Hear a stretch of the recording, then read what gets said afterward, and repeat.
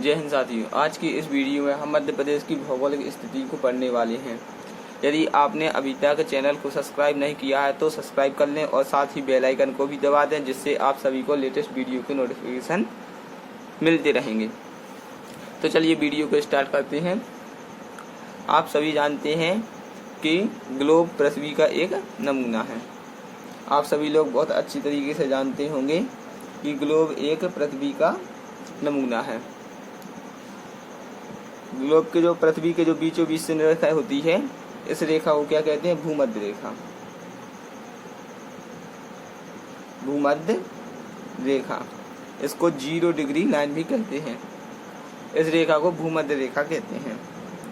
और इसके जो नीचे से होती है मकर रेखा,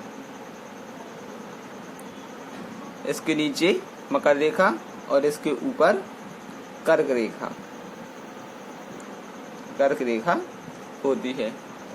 इसके नीचे मकर रेखा और ऊपर कर्क रेखा होती है। यानी इसके दक्षिण में मकर रेखा होती है और उत्तर में कर्क रेखा होती है। कर्क रेखा की स्थिति कितनी हुई? 23.5 डिग्री। 23.5 डिग्री कर्क रेखा है। कर्क रेखा की स्थिति 23.5 डिग्री है। ग्लोब में हमारा भारत कुछ यहाँ पर स्थित है, कर्क रेखा की। कर्क रेखा भारत के बीचों बीच से गुजरती है। कर्क रेखा भारत के बीचों बीच से गुजरती है। अब जो ग्लोब में जो आड़ी रेखाएं होती हैं, आड़ी रेखाओं को अक्षांश रेखा और खड़ी रेखाओं को देशांतर रेखा कहते हैं।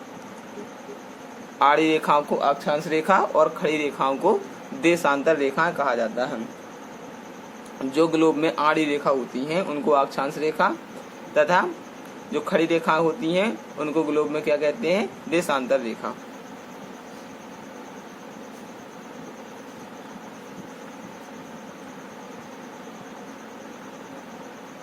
ग्लोब में आड़ी रेखा को अक्षांश रेखा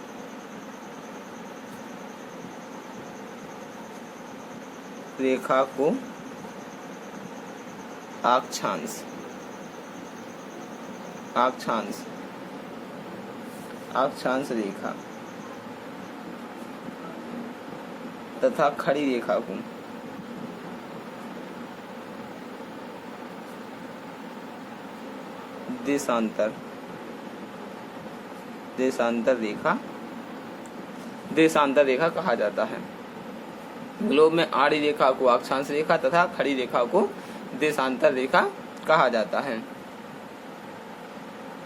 अब ग्लोब में मध्य प्रदेश की स्थिति को हम देखेंगे। मध्य प्रदेश का ये हो गया उत्तरी बिंदु और ये हो गया दक्षिणी, और ये पूर्वी और ये पश्चिमी बिंदु ये है। उत्तरी में जो अक्षांश है, मध्य प्रदेश में कर्क रेखा 8 जिलों से होकर हो जाती है। मध्य प्रदेश में कर्क रेखा, ये क्या है? कर्क रेखा यह है। इसकी स्थिति है 23.5 डिग्री। जो उत्तरी बिंदु होगा मध्य प्रदेश का, इसकी स्थिति कितनी होगी?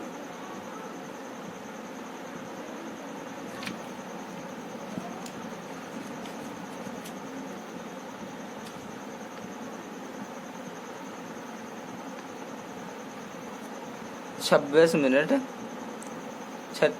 Degree 30 minute. और दक्षिणी बिंदु की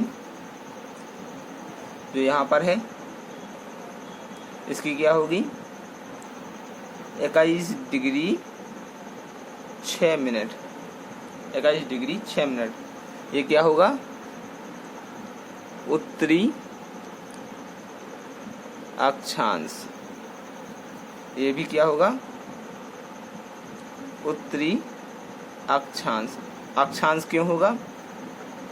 क्योंकि भारत ग्लोब में उत्तर यानी ऊपर की ओर यानी उत्तर में स्थित है, इसीलिए यह उत्तरी अक्षांश, इसीलिए यह उत्तरी अक्षांश होगा। अब देखते हैं खड़ी रेखाओं को देशांतरीय विस्तार। ये हो गया मध्य प्रदेश का अक्षांशीय विस्तार। अब देखते हैं देशांतरीय विस्तार। जो खड़ी रेखाएं होती हैं, खड़ी रेखा, इसका यहाँ पर होगा 74 डिग्री 9 मिनट, और पूर्व में जो यहाँ पर है ये हो गया 82 डिग्री 48 मिनट, 82 डिग्री 48 मिनट होगा, 82 डिग्री 48 मिनट। ये क्या होगा? ये होगा पूर्वी देशांतर, पूर्वी देशांतर। क्या होगा? पूर्वी देशांतर, पूर्वी देशांतर, क्योंकि यह ग्लोब के पूर्व में स्थित है। कहाँ पर? यह ग्लोब के पूर्व में स्थित है, इसलिए यह पूर्वी देशांतर होगा।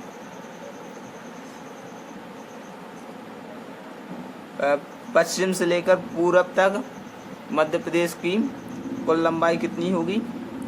ये होगी 870 किलोमीटर, 870 किलोमीटर।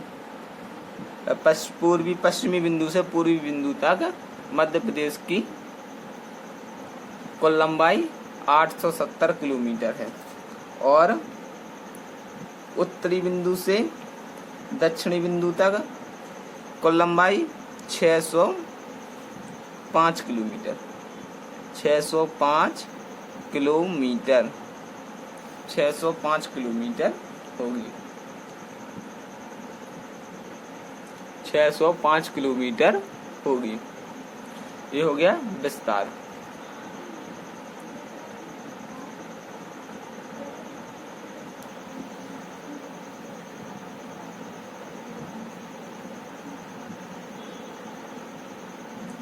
हमारी कर्क रेखा है जो यह मध्य प्रदेश के 14 जिलों से होकर गुजरती है। हमारी कर्क रेखा मध्य प्रदेश के 14 जिलों से होकर गुजरती है।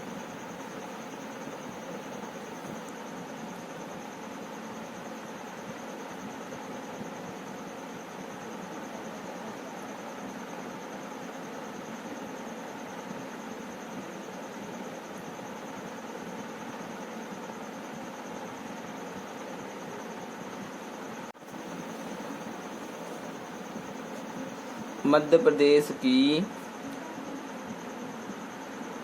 उत्तर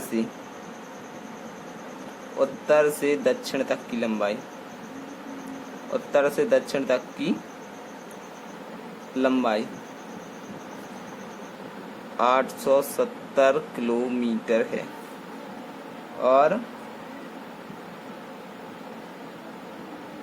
पूर्व से पश्चिम तक की लंबाई, पूर्व से पश्चिम तक की